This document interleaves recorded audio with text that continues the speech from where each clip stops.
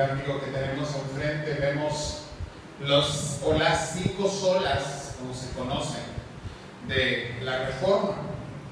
Y abarcar todas y cada una de ellas no es imposible, pero tampoco es fácil en una sola predicación. Muchas veces cuando venimos a un culto del 31 de octubre y pensamos en 499 años, pues seguramente pensamos en que el pastor nos va a hablar de algo que sucedió hace mucho tiempo. Muchísimo tiempo, una época diferente, en un pensamiento distinto, en una historia que no es la mía, en un entorno que no es el que me pertenece. Y quiero confesar, hermanos, que para nosotros los predicadores tampoco es fácil, y ahorita voy a explicar por qué, llegar a una fecha como esta cada año y buscar en la palabra del Señor cómo hablar de la Reforma. Porque la Reforma es más que un movimiento social o que un movimiento histórico. Pero la Reforma no es un pasaje de la Escritura. La Reforma es un nuevo entendimiento, una nueva perspectiva, un volver a la palabra de una forma global, completa y profundizarla en nuestro ser. La palabra del Señor ahí ha estado. En medio del siglo XVI la palabra existía. Ahí estaba, completa. Quizá con añadiduras, con enmiendas, con correcciones, que precisamente aprovechando la época del oscurantismo, la Iglesia romana había hecho para su propio beneficio. Pero la palabra de Dios, quizás solo por algunos cuantos, pero era conocida. El retorno a la palabra, el retorno a un entendimiento profundo de la palabra, el retorno a que la palabra moldee o remoldee, si esto es correcto, nuestra estructura mental, nuestra estructura para comprender la escritura de nuestro Dios. Y quisiera decirlo así, simplemente reestructure nuestra forma de vivir la fe en Cristo Jesús. Es lo que verdaderamente tenemos que recordar y que entender para seguirlo viviendo el día de hoy. Ciertamente la iglesia del siglo XVI era radical y completamente a la nuestra. Incluso si habláramos de los primeros siglos de la iglesia ya reformada, incluso de la línea calvinista de la cual provenimos como iglesia presbiteriana, hablaríamos de una iglesia diferente. Ni siquiera soñaríamos en una iglesia donde Juan Calvino, ingeniero, estuviese predicando tener música como la tenemos hoy. Y sin embargo esto es reforma. Una iglesia reformada que está continuamente reformándose, entendiendo que la palabra y la fe tienen que ser vividas en el tiempo en el que estamos, enfrentándonos a las situaciones que vivimos y replanteando cómo la palabra nos reta a vivir y a ser creyentes en este tiempo, sin perder de vista que toda la gloria es para el Señor, que solamente a Él debemos darle la gloria. Tomé solamente una de estas olas para hablar un poco, y me preguntaba anoche mi hermana Marta ayer, en la tarde, no me acuerdo si fue en la tarde o mediodía, que se iba a hablar hoy de historia. Y le digo, pues es que no puedo dejarla fuera. Y sin embargo, le estoy llamando a predicar la palabra. Y tenemos que hacer una combinación para entender cómo es que la transformación de la mente del creyente del siglo XVI a través del Espíritu Santo por medio de la palabra se da en algunos pasajes bíblicos que para nosotros son hoy tan sencillos de entender, pero quiero decir que a veces son bastante complejos de aplicar y de vivir.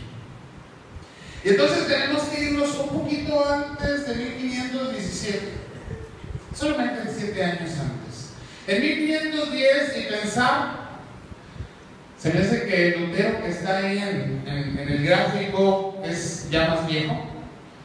En 1510 Lutero era apenas un monje agustino, todavía no tenía todos los grados de doctorado que llegó a tener.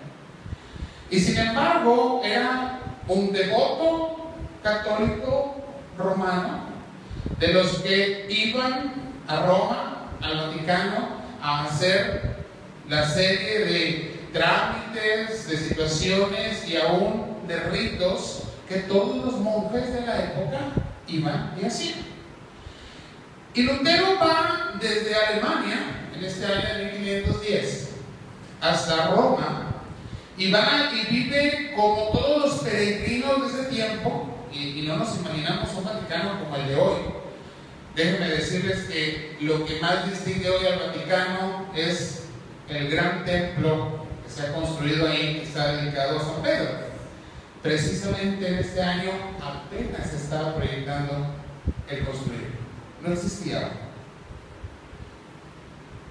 Pero uno de los puntos claves del ascenso, que así le llamaban, o del poder llegar al lugar donde se centralizaba y se sigue centralizando el poder romano, era subir por una escalinata o por una escalera donde todos los peregrinos, le llamaban la escalera santa, iban haciendo lo que ellos llamaban penitencia, antes de poder presentarse delante del Papa, antes de poder entrar a la Santa Sede, como así la conocían. Tenían que subir esta escalera y en cada escalón de rodillas rezar un Padre Nuestro, y volver a subir las dos rodillas al siguiente escalón y rezar un Padre Nuestro, y subir las dos rodillas al siguiente escalón y rezar un Padre Nuestro. Calvino había estado estudiando la epístola a los Romanos y había leído seguramente muchas veces el pasaje que nosotros leímos hace un momento ahí en Romanos capítulo 1, considerando cómo la revelación de Dios nos ha sido dada a los seres humanos y no podemos justificarnos de no haber entendido esa revelación y haber glorificado a Dios. Y seguramente pensaba en esto mientras hacía penitencia, y sabemos por la historia que incluso él llegaba en el monasterio a flagelar su cuerpo, a golpear su espalda con látigos, a pasar largas horas de rodillas, a poner cargas sobre sus brazos a los lados, que era parte de las penitencias comunes que hacían los monjes de su época. Pero precisamente cuando iba subiendo sobre esa escalera, pareciera que un rayo de luz no es otra cosa más que el Espíritu Santo hablando al corazón y a la mente de este hombre.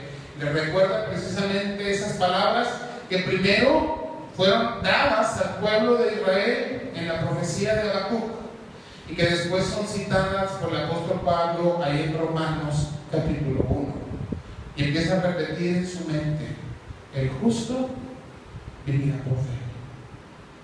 El justo vivirá por fe. ¿Qué caso tiene? ¿Qué ganancia tengo yo de maltratar mi cuerpo? ¿Qué ganancia tengo de hacer cada uno de estos ritos, cada uno de estos castigos impuestos a mi cuerpo? ¿Qué puedo ganar de ello si la palabra de Dios me dice que yo, el que he sido justificado por la sangre de Cristo, debo de vivir por fe? Y este es un pensamiento que se lleva en su corazón y lo escribe más adelante en sus memorias, que ahí inicia de alguna manera un entendimiento, una apertura que el Espíritu Santo le da para profundizar más en las Escrituras y empezar a descubrir una luz nueva del entendimiento que Dios le da para ellos. Y entonces llegamos 7 años más adelante, precisamente a las fechas que hoy estamos celebrando, quizás un poquito antes, unos meses antes, ahí en 1517, y precisamente en el lugar de Alemania en el que está desarrollando su trabajo, Lutero es enviado por el Papa un hombre de nombre Juan Tetzel, que este hombre, dice la historia, se dedicaba a la mercadotecnia de su época, a su forma. No sabía de computación, no hacía grandes panorámicos, pero era un buen mercader, sabía vender. Y fue contratado por la sede en Roma para reunir los fondos necesarios para poder construir la gran catedral de San Pedro. No había dinero ya en los tesoros, pero había dinero en el pueblo. aunque en esta época muchos del pueblo morían de hambre, los fieles romanos entregaban su dinero. Pero decían, pero hay que buscar la manera de sacarlas. Tetzel llega e inicia la venta con la autorización papal de indulgencias, de lo que conocemos como indulgencias, que no es otra cosa más que un documento que tiene una firma de alguno de los clérigos de alto cargo e incluso del mismo Papa, donde se le decía al pueblo, donde se escribía por medio de este documento: fulano de tal, quien le era vendido, tiene permiso, o más bien todos los pecados que cometa durante un año, o había de 2 o 3 años, había de 5 años, y había de más años, cométalo. Y entonces, a través de un pago por dinero, tenían un documento que decía que eran perdonados por los pecados que cometían durante el siguiente tiempo. Solamente pensemos un momento qué es lo que produjo esto en medio de la Europa del siglo XVI. Una Europa corrompida, una Europa oscura, una Europa que no tenía el conocimiento de la palabra de Dios, porque la misa solo era en latín y el único que podía leer la Biblia era el sacerdote. Pero todo el mundo que tenía dinero tenía permiso, ¿para qué? Para pecar, sin ninguna culpa, sin ninguna carga y sin nada que ver. Produce una inmoralidad, produce una situación de hundimiento en la sociedad, que es vista desde la óptica transformada por la palabra y por la fe de este hombre llamado Lutero, y que se sienta. Algunos de los historiadores escriben que en un segundo piso, en un pequeño cuarto, apenas a la luz de una vela, me lo imagino así, muy a oscuras, ha intentado leer o escribir a la luz de una vela, es bastante difícil, y empieza a escribir las tesis que había de clavar un 31 de octubre, que es la fecha que celebramos como fecha de la Reforma en la abadía de Wittenberg, exponiendo, que a veces no sabemos ni de qué se tratan las tesis, lo que él consideraba que era contrario a su entendimiento de la palabra, la venta de las indulgencias, y el por qué el Papa no simplemente, si tenía la capacidad de perdonar, perdonaba a todo el mundo y se acabó. ¿Para qué cobrarles por ello? Y en cada uno de esos pequeños párrafos, porque son párrafos cortitos, alguna vez tuve la oportunidad de leerlos, es muy interesante, no fácil de entender, pero sí muy interesante. Todo el pensamiento que Dios le ha venido revelando al profundizar en la palabra, no porque no la conociera, él había estudiado ya por mucho tiempo, pero con el nuevo entendimiento, que precisamente es el corazón de la Reforma, el Espíritu Santo obrando en el corazón y en la mente del hombre para entender profundamente cuál es la palabra y la revelación de Dios. Esas 95 tesis fueron leídas por la gente.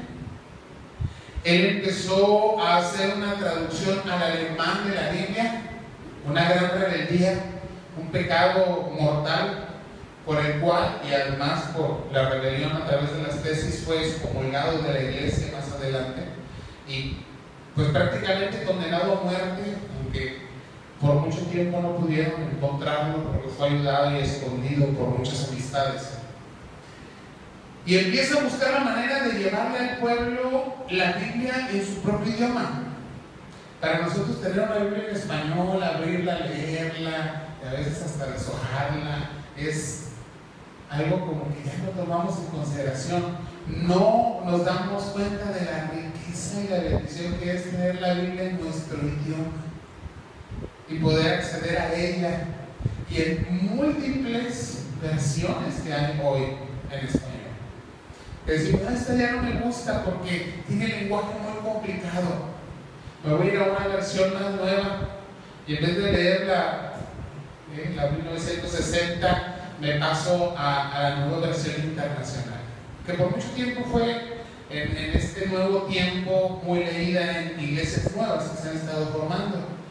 Pero hoy algunas iglesias están tomando la nueva versión viviente y le invito a que la lea. Es interesante porque es un lenguaje tan simple, tan directo, sin formalismos, sin mucha profundidad en palabras. Hay algunas cosas que se pierden precisamente por esa simpleza que tiene la escritura, pero es interesante. Tenemos que reflexionar en la importancia de tener la Biblia en nuestro propio idioma. Y Lutero llega a una conclusión muy fundamental. El creyente debe experimentar la vida, lo que hay a su alrededor, la sociedad, los problemas comunes, el día a día, a la luz de la palabra de Dios. Y la palabra de Dios lo que refleja de una forma directa es el sacrificio de Cristo en la cruz del Calvario, y por la fe en ese Cristo que ha muerto y resucitado, yo puedo vivir mi día a día dándole la gloria a Dios. Esto parece algo muy sencillo. Lo decía al principio, los postulados de la Reforma pueden ser simplistas a nuestra forma de ver hoy la palabra.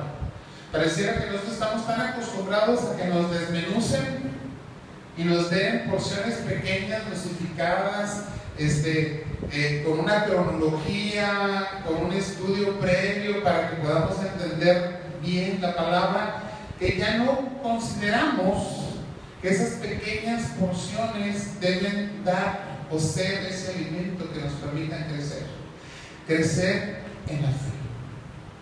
Si nosotros quisiéramos acercarnos a esta época y decir cuál es la fe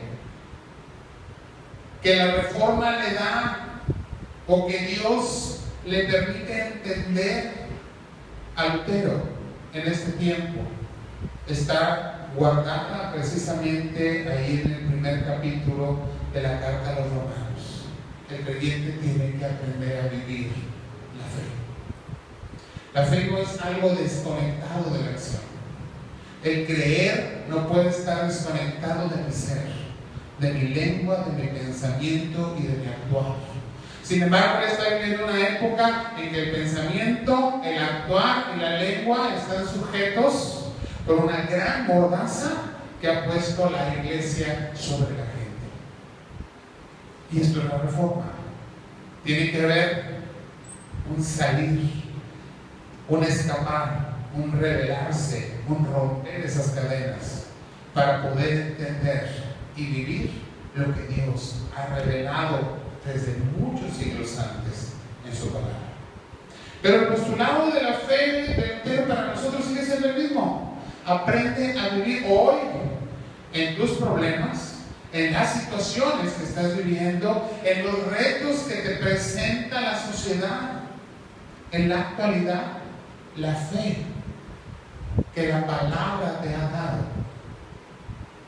la escritura misma en acción para compartir con el mundo lo que Dios ha hecho cuando te ha dado salvación y vida eterna en Cristo Jesús.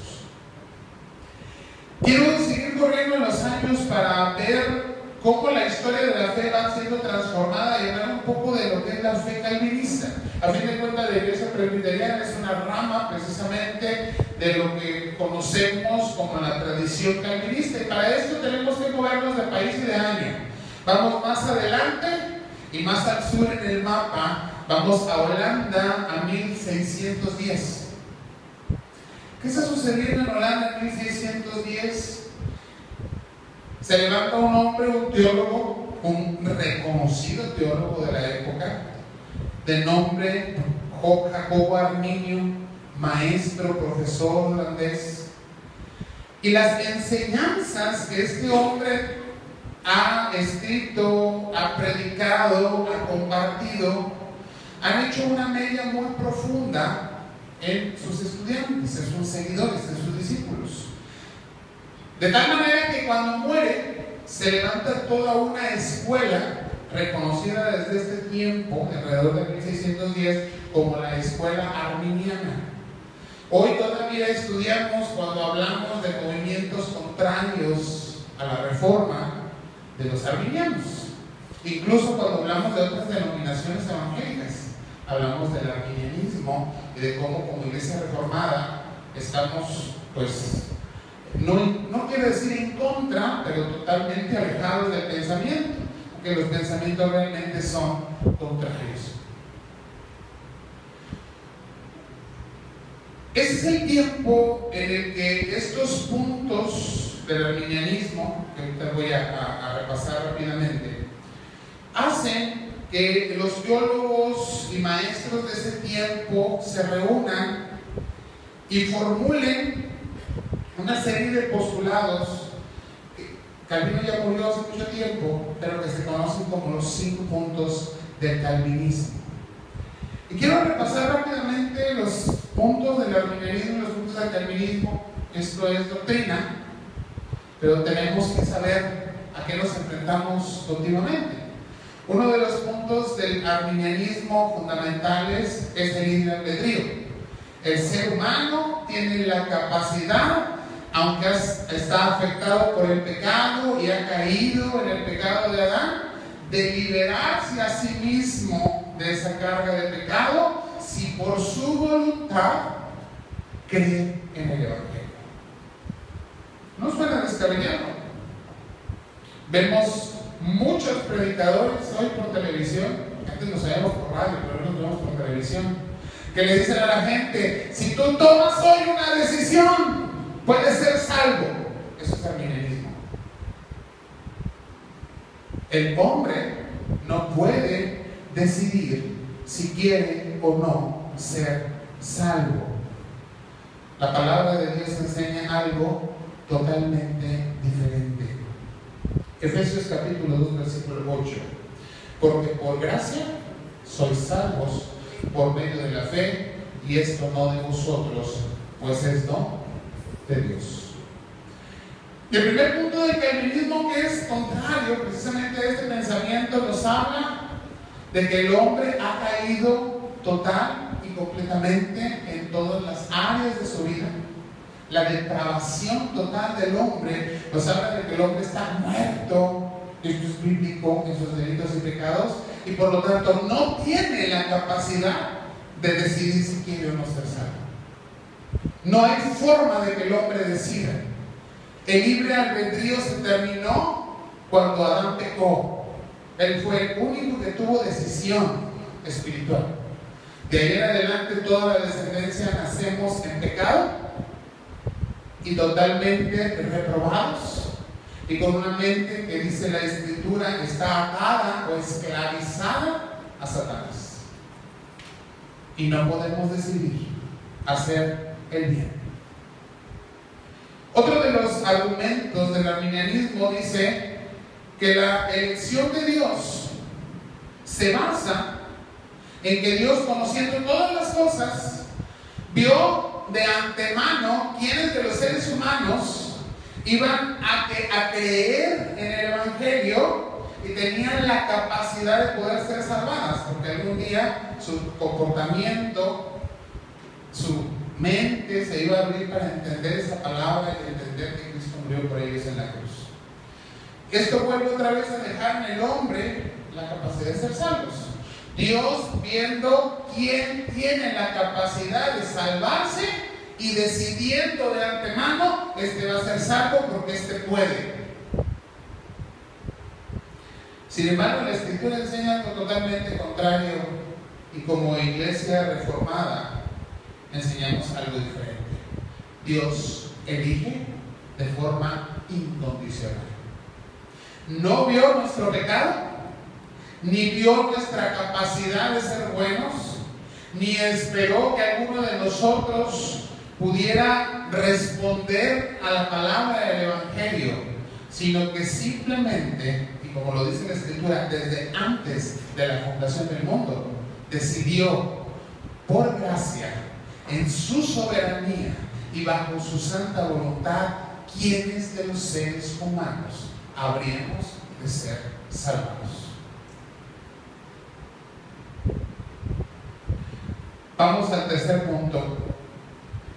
Ellos, el arminianismo dice, la redención es universal. Cristo murió en la cruz del Calvario y murió por todos los seres humanos. Así que el que quiera y vaya a la cruz puede estar salvo. Hoy muchos cantos que aún nosotros cantamos siguen diciendo esto. ¿Y saben que esto no es verdad? Porque si Dios fue el que eligió, si Dios fue el que escogió quién había de ser salvo, entonces la muerte de Cristo, como no puede ser en vano, no puede morir por aquellos que van a ser condenados. Esto no es un juego. La muerte redentora del Señor se hizo especial y específicamente por aquellos que fueron elegidos por el Padre para ponerlos en las manos de su Hijo y que fuesen salvos por la fe en la muerte de la cruz. Esta palabra suena dura en nuestros oídos. Entonces, no por todas las personas murió Cristo. Y la respuesta es del Señor mismo. Padre, aquellos que me diste, esos fueron salvados. Los que el Padre puso en sus manos. Por eso hablamos de una expiación limitada, tercer punto del calvinismo. Solamente la expiación ha sido dada en la cruz del Calvario para aquellos elegidos por la gracia de Dios desde antes de la fundación del mundo. Cuando llegamos al siguiente punto del arminianismo, se enseña que el Espíritu Santo empieza a hacer la obra en la persona, pero va y le hace un llamado. Esto es como decir, el Espíritu Santo viene y le dice: oye, fíjate que tú puedes llegar a ser salvo. Alguien te está llamando, alguien te quiere cambiar, te quiere transformar a través de la palabra, a través de la predicación, a través de un canto, etc. Pero yo, como ser humano, puedo decir: no, hoy no quiero, venga mañana, como si fuera el cobrador, el abonero, ¿no? De antes. No es posible. El llamamiento de Dios a través del Espíritu Santo es un llamamiento eficaz. Cuando Dios llama, el ser humano obedece porque el Espíritu Santo transforma. Nuestra voluntad corrupta, nuestra ceguera espiritual y de estar muertos sin entendimiento, nos da vida para entender el llamado de Dios. Sin embargo, consideramos muchas veces, precisamente por la predicación arminiana que hoy está más fuerte que nunca, quizás no porque tenga más fuerza, sino porque más iglesias la predican. Tú puedes rechazar, es tu decisión, tú puedes rechazar o no el llamado de Dios. Y eso se predica continuamente cuando la palabra nos dice que es el Espíritu de Dios. No tienes esperanza. Si hoy el Señor te llamó, la gracia de Cristo cayó sobre ti, viniste a la cruz del Calvario y el Señor te transformó. Pero el día de mañana sales a la calle y le mientes al de la tienda y engañas a tu vecino y tienes malos pensamientos sobre la mujer de tu amigo y el Señor te llama en la noche, ¿a dónde vas? Si les hago la pregunta y no se las hago para que levanten la mano, hermanos, me puedo dar cuenta quién es arminiano y quién es reformado. Los arminianos dicen: la salvación sí se pierde. Los reformados creemos y confesamos lo que la palabra nos enseña. Cristo murió una sola vez y para siempre. Los que estamos en las manos del Señor, de ahí no podemos ser arrebatados. El Señor ha muerto sacrificialmente sobre nosotros y con ello ha perdonado nuestros pecados pasados, presentes y futuros. tiempo del profeta Elías, pero ninguno de ellos fue limpiado, sino Naamán, el sirio. Y aquí tendría que añadir la frase célebre del Apocalipsis: el que tenga oídos para oír, oiga. Porque pareciera una palabra muy sencilla. ¿De qué está hablando el Señor cuando nos habla de sucesos tan antiguos como del tiempo de Elías y de Eliseo, de personas que ni siquiera son del pueblo de Israel del Antiguo Testamento, como son la viuda de Sarepta y Naamán, el gran jefe del ejército sirio? Y precisamente lo que nos está enseñando el Señor es cómo debemos entender la fe, una fe en un Dios soberano que elige y hace conforme a su soberanía y a su voluntad. Cuando nos acercamos a este pasaje y lo vemos a la luz de la historia del Antiguo Testamento, nos damos cuenta que Elías está en un momento de la historia crítico en medio del pueblo de Israel. No hay de comer. La gente está muriendo de hambre. El castigo de Dios por un Israel corrompido que adora a dioses paganos es fuerte. Por reyes que han ido en contra de la voluntad de Dios y han inculcado al pueblo que construye altares a otros dioses. Pero Dios le habla a Elías y le dice: vas a caminar hasta este lugar, vas a buscar a una mujer de estas características y le vas a hacer una petición muy específica: que te alimente. Cuando Elías se encuentra a la viuda de Sarepta, ¿se recuerdan la historia que estaba haciendo esta mujer? Agarró el último puño de harina que le quedaba y unas gotitas de aceite, los mezcló y le dice: estoy haciendo la última torta de la harina que me queda para comerla mi hijo y yo, y después dejarnos morir. Un cuadro dramático. Y Elías llega y le dice, porque Dios así le ha dicho: dame de comer a mí. Y la fe de la mujer viuda, no creyente, no cristiana, estoy hablando muy anacrónicamente, no israelita, no creyente en el Dios vivo y verdadero, le hace obedecer. Eso es elección. Eso es el Espíritu Santo trabajando en el corazón de la persona. No te vengo a predicar. Dios ordena al corazón y a la mente del ser humano, más corrupto y más alejado de Él, porque tiene poder y soberanía.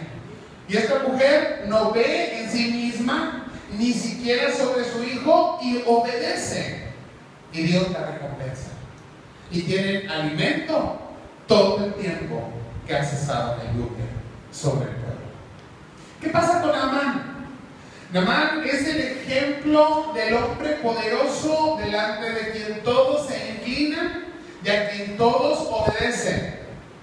Pero de un momento a otro se enferma de la peor enfermedad de su tiempo, la lepra.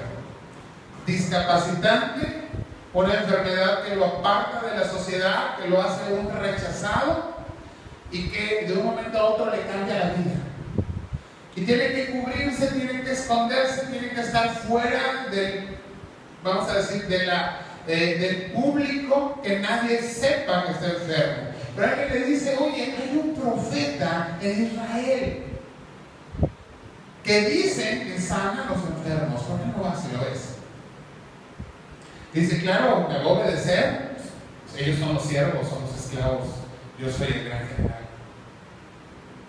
Y va y busca a Eliseo. ¿Y qué hace Eliseo? Ni le hace reverencias, ni siquiera lo sale a ver.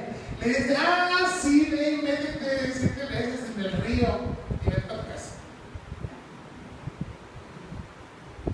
Y de principio no entiende este hombre.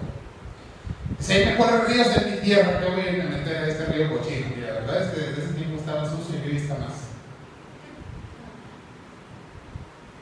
Cuando va de regreso, un siervo, por no decir esclavo, le dice: oye, si te hubieran dado un remedio, lo hubieses tomado y no hubieses cuestionado. Sí, Pues, ¿qué pierdes? Ve y haz lo que te dijeron. Por voluntad propia no sucede que un hombre de esta alcurnia, que un hombre de este poder se doblegue.